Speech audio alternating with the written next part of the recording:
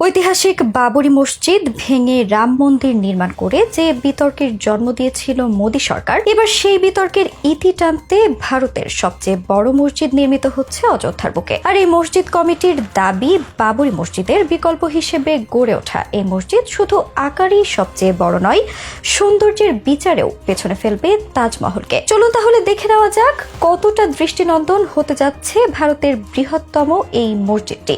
সেই সাথে জানবো কি কি বিশেষ চমক থাকছে এই মসজিদে। রাম মন্দির বনাম বাবরি মসজিদ বিতর্ক নিয়ে 100 বছরেরও দীর্ঘ আইনি লড়াইয়ের সমাপ্তি ঘটেছিল 2019 সালের 9 নভেম্বর। সুপ্রিম কোর্টের 5 সদস্যের সাংবিধানিক বেঞ্চ ওই রায়ে উত্তরপ্রদেশ সরকারকে অযোধ্যার রাম জন্মভূমি থেকে 25 কিলোমিটার দূরে একটি মসজিদ তৈরির জন্য জমি দেওয়ার নির্দেশ দিয়েছিল। সেই জমিতে এবার নির্মিত হতে যাচ্ছে ভারতের সবচেয়ে দৃষ্টিনন্দন বৃহত্তম মসজিদটি। এই মসজিদটি নির্মাণের দায়িত্ব পেয়েছে 2020 সালের 29 জুলাই গঠিত ইন্দো ইসলামিক কালচারাল ফাউন্ডেশন। মসজিদ নির্মাণ প্রসঙ্গে এই ফাউন্ডেশনের সভাপতি জাফর আহমেদ ফারুরি জানিয়েছেন, মসজিদের চূড়ান্ত নকশার পর এটি প্রশাসনিক অনুমোদনের জন্য পাঠানো হবে। ইতিমধ্যে কমপ্লেক্সের সাইট অফিস স্থাপন করা হয়েছে। মসজিদ নির্মাণের কাজে দেরি হওয়ার কারণ হিসেবে জানা গেছে যে বারবার নকশা বদলের কারণে নতুন নতুন করে বিধি নিয়ম বদলাতে হয়েছে। এছাড়াও আর্থিক বাধার কারণেও দেরি হচ্ছে বলে জানা গেছে। প্রাথমিকভাবে ভারতীয় মসজিদের আদলে নকশা প্রস্তুত করা হয়েছিল, পরে তা বাতিল হয়ে যায় এবং নতুন করে নকশা তৈরি হয়। আগে ঠিক হয়েছিল 15,000 বর্গফুট এলাকায় মসজিদ গড়ে উঠবে, পরে তা বদলে 40,000 বর্গফুট করা হয়েছে।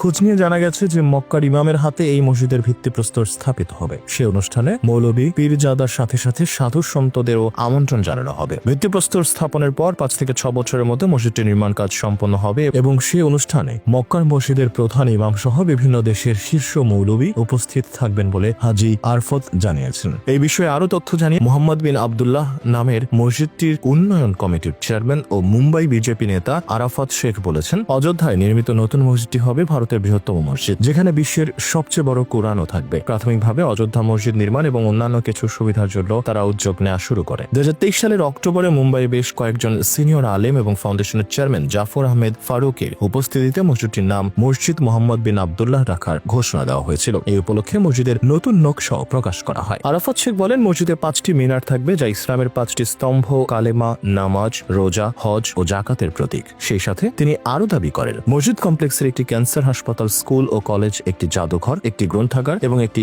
সম্পূর্ণ নিরামিষ রান্নাঘর থাকবে। এখানে দর্শনার্থীদের বিনামূল্যে খাবার দেওয়া হবে। ট্রাস্টের সাধারণ সম্পাদক জানিয়েছেন, হাসপাতাল চত্বরে সকলের খাবারের বন্দোবস্তের জন্য তৈরি করা হবে রান্নাঘর। প্রতিদিন 1000 ব্যক্তিকে পুষ্টিকর খাবার পরিবেশন করা হবে। পাশাপাশি কিভাবে ওষুধ পরিষেবা দেওয়া যায় সেজন্য নানা পরিকল্পনা চলছে। এছাড়া এই মসজিদের একটি বড় আকর্ষণ হবে অজুখানার পাশে নির্মিত বিশাল অ্যাকোরিয়াম। এর সৌন্দর্য তাজমহলকে ছাড়িয়ে যাবে। আরাফাত শেখ আরো জানান, সন্ধ্যা যত ঘনিয়ে আসবে মাগরিবের আজানের সঙ্গে মসজিদের ঝর্ণাগুলো প্রাণবন্ত হয়ে উঠবে। সবাই এখানে প্রার্থনা না করলেও সব ধর্মের মানুষ শান্তি ও সম্প্রীতির জন্য এই স্মৃতিসৌধ দেখতে আসবেন। মসজিদ নির্মাণ প্রসঙ্গে ট্রাস্টের পক্ষ থেকে আরো জানা গেছে যে মসজিদ তৈরির খরচ তুলতে আলাদা একটি কমিটি করা হয়েছে। মুম্বাই কেন্দ্রিক ওই কমিটি এখন পর্যন্ত প্রায় কোটি টাকা তুলেছে।